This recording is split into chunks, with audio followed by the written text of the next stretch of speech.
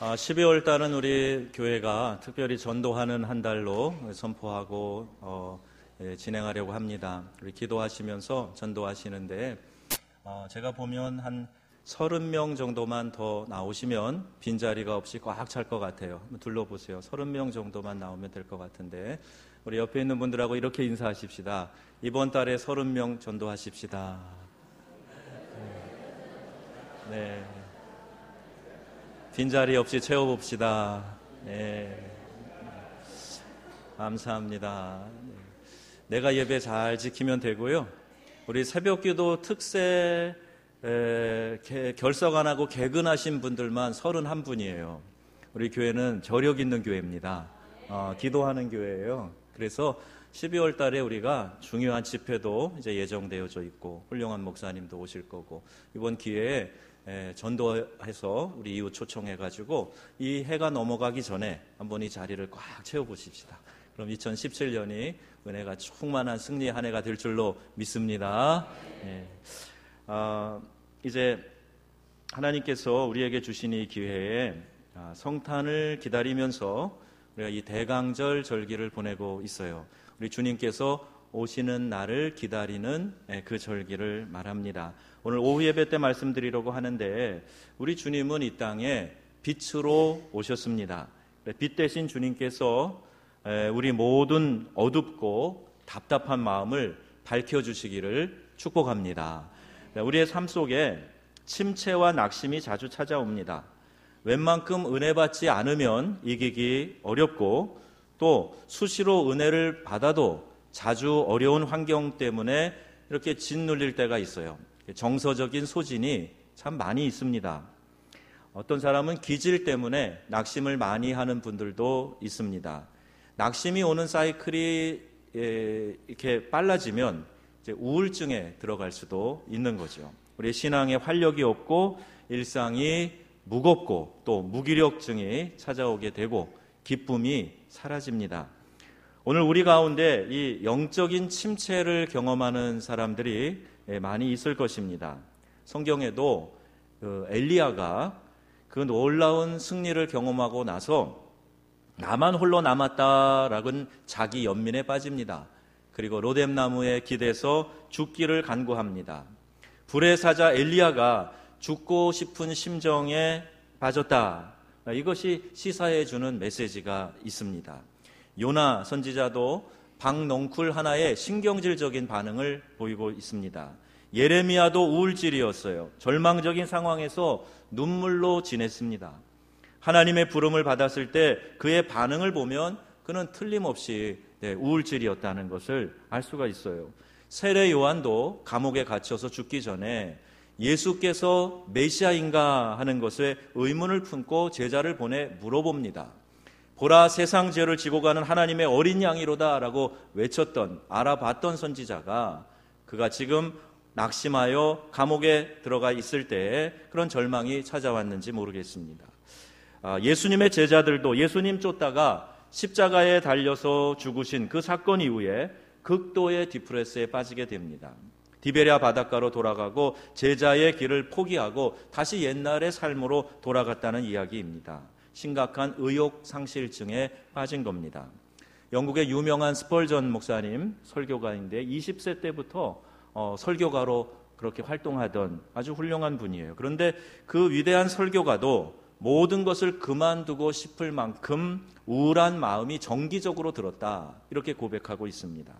데이빗 브래드너 같은 그 인디안 선교를 하며 청춘을 하나님께 드렸던 이 선교사도 그의 기도문을 보면 믿어지지 않을 정도로 깊은 영적인 그런 침체를 그가 겪고 또 그것을 극복해 나갔던 그런 모습들을 볼 수가 있습니다. 열정이 있고 순수하고 헌신적인 사람들도 때로는 침체에 빠질 수 있다 하는 것을 우리에게 시사해 주는 거예요. 믿음이 없어서가 아닙니다. 신앙이 아주 좋은 사람들에게도 영적인 침체가 찾아올 수 있고 또 우울해질 수 있다는 거예요. 앞에서 유명한 사람들을 열거해서 자주 낙심과 침체를 경험했다 하니까 혹시 여러분들 중에도 나도 그런 일이 있으니 유명해질 수 있겠구나, 뭐 이렇게 긍정적인 착각하셔도 괜찮습니다. 너무 낙심하지 마시고 우울한 마음이 들 때, 영적 침체가 들 때 그럴 수도 있구나. 이것을 어떻게 하면 극복할까? 여기에 초점을 맞추어서 우리 주님을 바라보시게 되기를 주님의 이름으로 축복합니다. 2절 말씀에 보면 내 영혼이 하나님을 갈망하노니 그랬어요.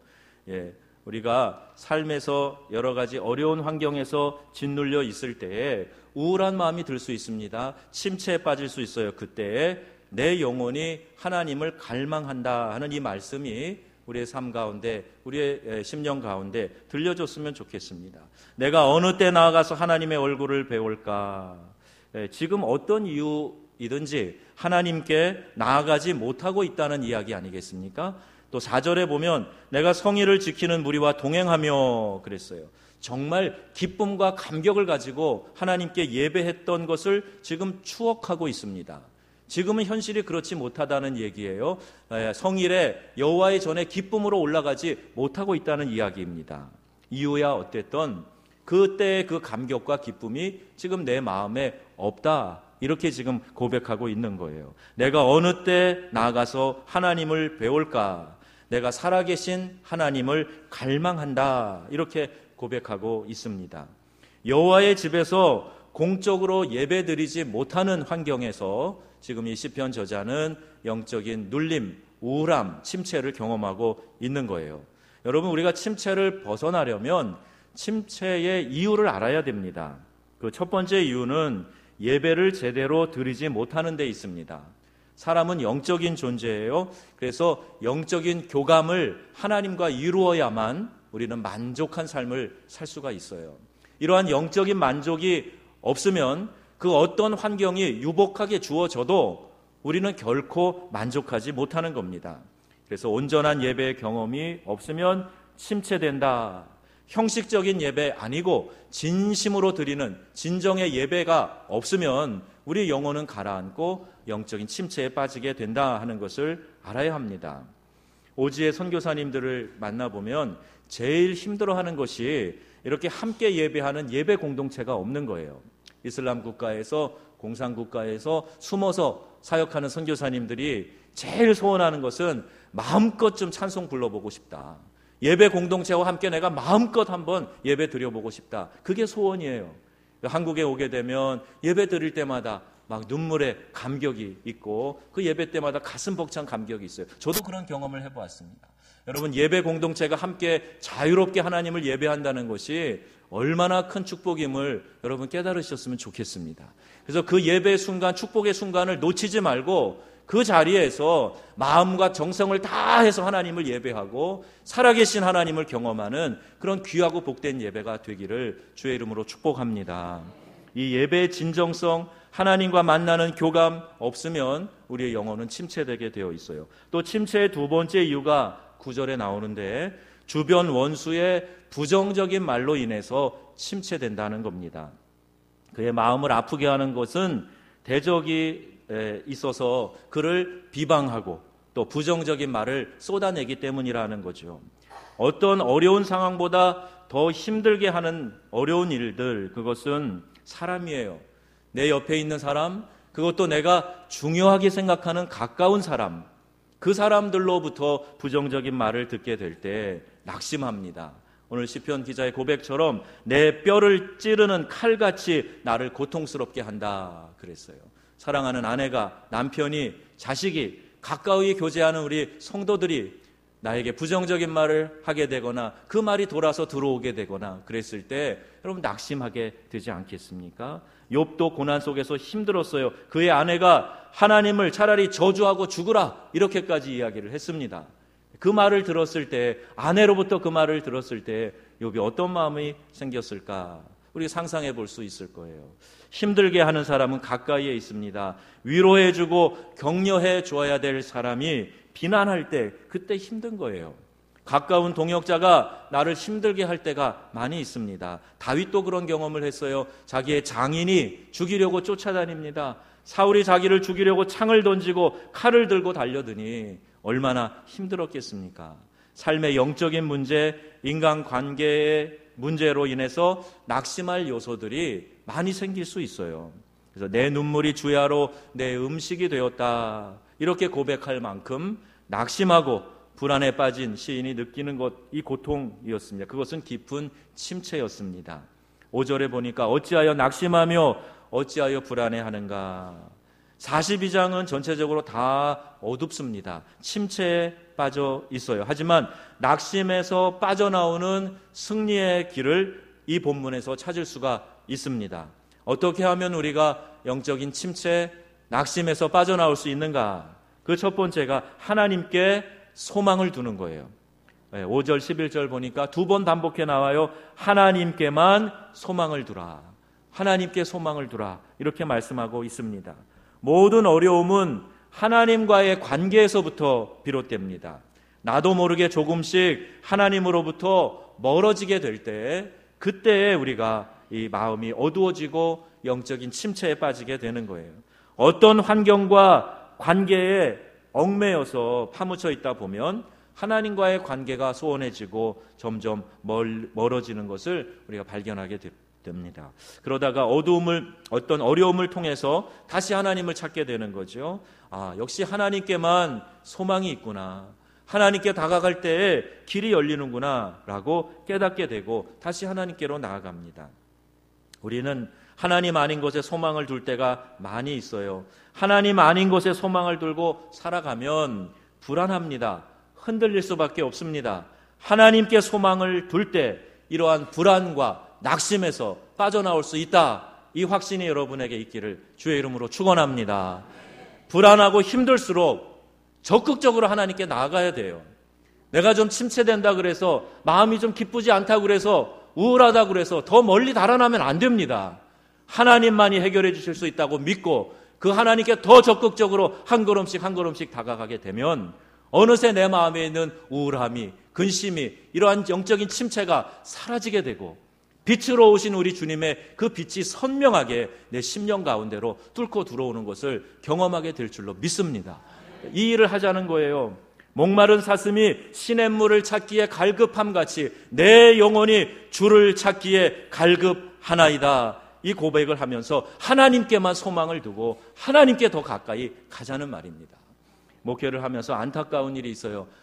이분이 이때 한 걸음만 더 전진하면 될 텐데 거기서 주저앉는구나.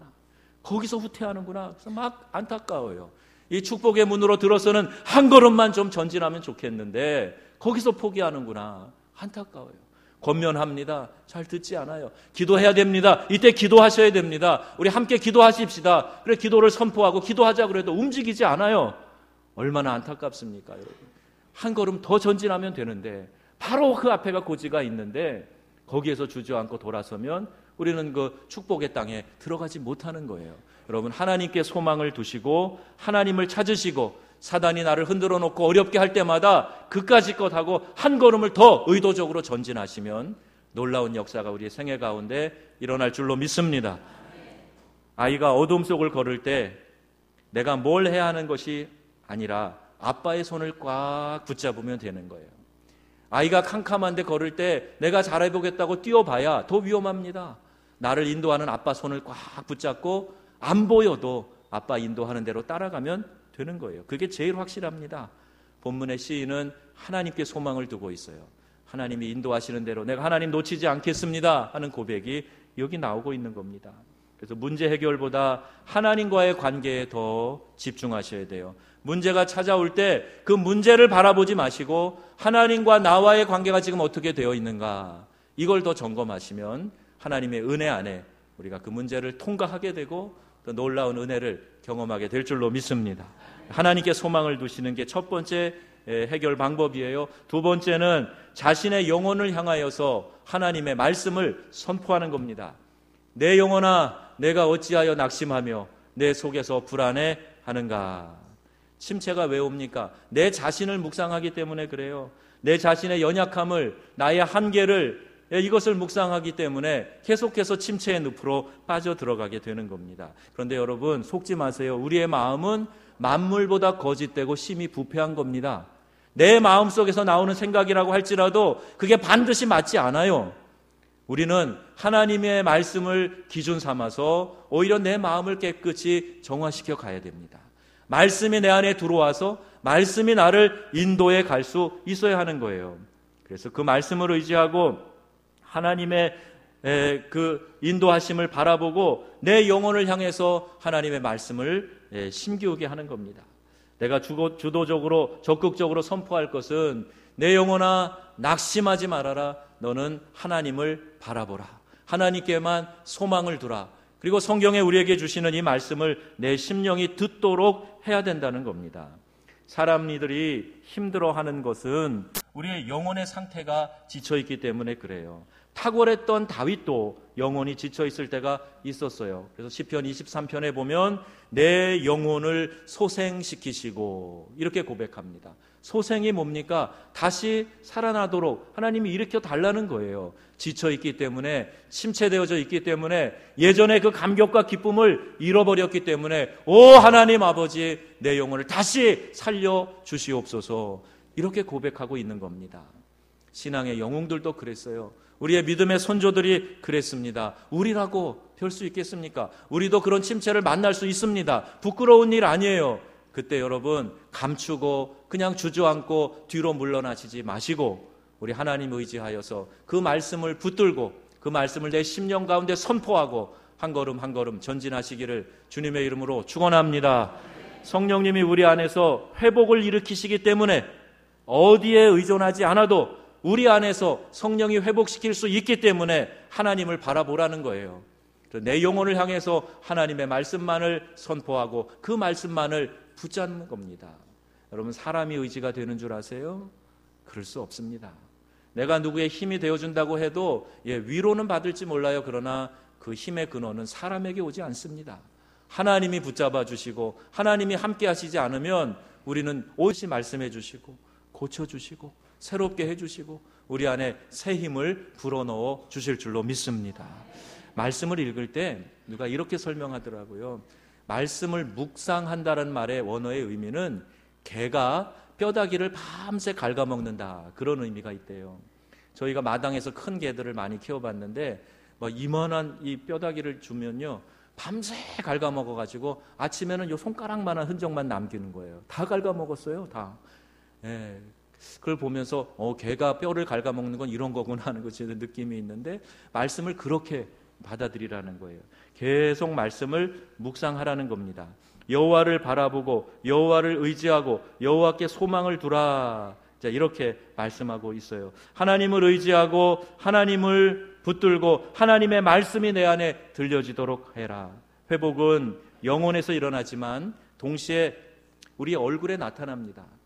여러분 표정을 이렇게 살피고 있으면 아이고 한 주간에 참 힘드셨나 보다. 한 주간의 경건 생활에 영적인 생활에 좀 소홀히 하셨나 보다 하는 게 읽혀져요. 5절 11절에 이전 개역 성경을 보면 내 얼굴을 도우시는 하나님을 찬송하리로다 이렇게 되어 있습니다. 낙심한 사람들의 뚜렷한 증상은 얼굴에 나타납니다.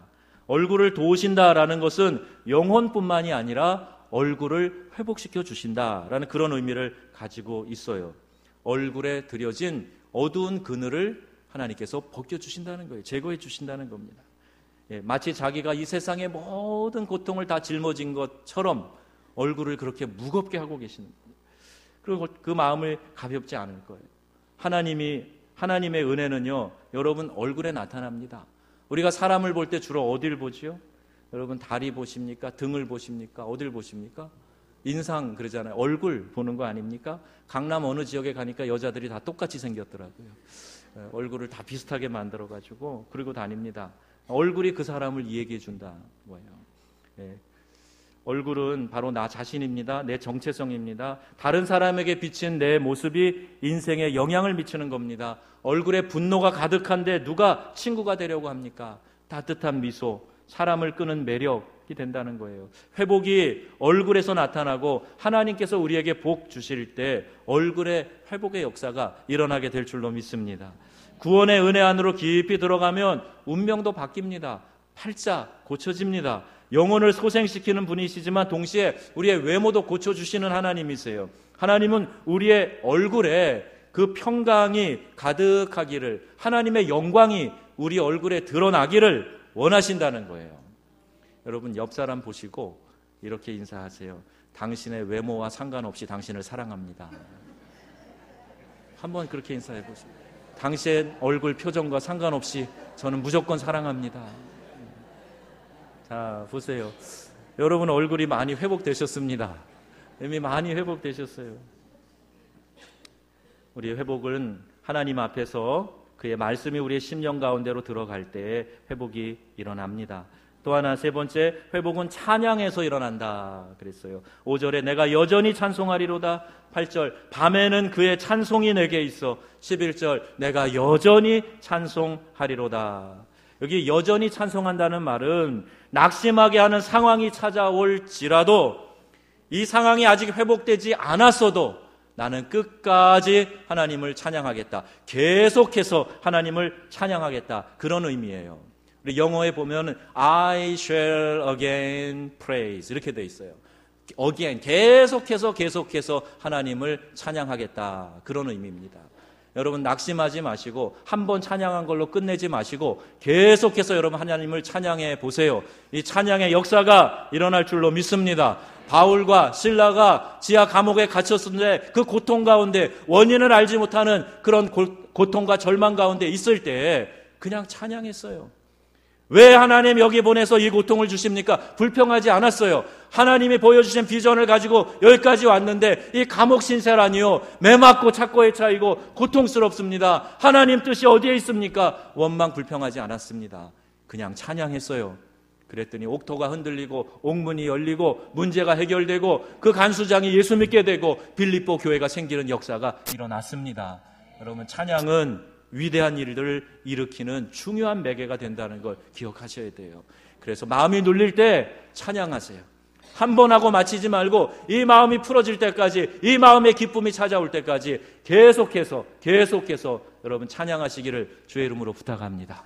찬양을 자주 듣고 찬양할 때 같이 큰 소리로 찬양하고 내 영혼이 듣도록 큰 소리로 찬양하고 선포하는 거예요. 그리고 계속해서 찬양하는 거예요. 여전히 하나님을 찬송하리로다. 오후 찬양 예배 많이 나오시겠네요. 찬양 여전히 찬양하겠다. 기분에 따라 하는 것이 아니에요. 환경에 따라 움직이는 것이 아니에요. 그 시간에 하나님을 찬양하고 기도하고 예배하고 봉사하는 사람이 승리하는 사람인 줄로 믿습니다. 다니엘은 수많은 사람이 자기를 바라보는 가운데 흠잡기로 혈안이 되어져 있어요. 흠잡는 정도가 아니라 잡아 죽이려고 합니다. 그런데 그는 여전히 예루살렘을 향해 창문을 열어놓고 늘 하던 대로 기도합니다. 하나님을 찬양했습니다. 그 어떤 상황이 나를 옥죄고 오더라도 그 상황과 환경에 굴복하는 것이 아니라 나는 여전히 하나님을 찬송하리로다. I shall again praise. 여전히 하나님을 찬송하리로다. 하나님께 소망을 두기 때문에 내 상태가 아니라 여전히 하나님을 바라보고 하나님을 찬양하고 했더니 그 모든 상황들이 바뀌어지더라는 거예요. 우리 안에 모든 어두움이 떠나가게 되고 우리를 계속 어두움으로 가둬놓으려고 하는 사단의 전략이 파괴되고 빛으로 오신 우리 주님이 우리 안에 빛으로 임하셔서 광명을 찾게 되고 희망이 다시 다가오고 살아갈 용기가 생기고 이 어둠에서 벗어날 수 있게 된다는 말입니다. 여러분 보겠어요. 얼굴 표정이 어떻게 달라지나, 이번 한 주 여러분 어떻게 승리하는 삶을 사시나 보겠습니다. 주님은 빛으로 이 땅에 오셨어요. 우리의 어두운 마음에 빛을 밝혀주시는 분이십니다. 참빛, 곧 세상에 와서 비치는 빛이라고 우리 주님을 소개하고 있습니다. 그분이 우리에게 허락하신 소망의 복음을 우리가 간직하고 살아갑니다. 여러분 빛이신 예수님을 마음의 중심으로 영접하시기를 축복합니다. 우리에겐 이 빛의 발전소가 스스로 있지 않습니다. 만들어내지 못해요. 빛이신 주님이 우리 안으로 뚫고 들어오셔야 우리가 비로소 환한 광명을 맞이하게 되는 겁니다. 하나님께 소망을 두시기 바랍니다. 적극적으로 찬양하고 예배하시기 바랍니다. 뒤로 물러나지 마시고 여러분 자신에게 향하여 선포하세요. 내 영혼아, 내가 어찌하여 낙심하며 어찌하여 내 속에서 불안해하는가? 너는 하나님께 소망을 두라. 하나님을 바라보라. 여러분이 선포하세요. 그러면 어둠이 물러갑니다. 우리 안에 기쁨이 충만하게 되고 그 모든 상황에서 주님을 찬양할 수 있는 힘과 용기가 생기는 겁니다. 우리 명성교회는 우울해하지 않기, 침체에 빠지지 않기, 우리 약속하고 결단하고 전진하시기를 주님의 이름으로 축원합니다. 아멘.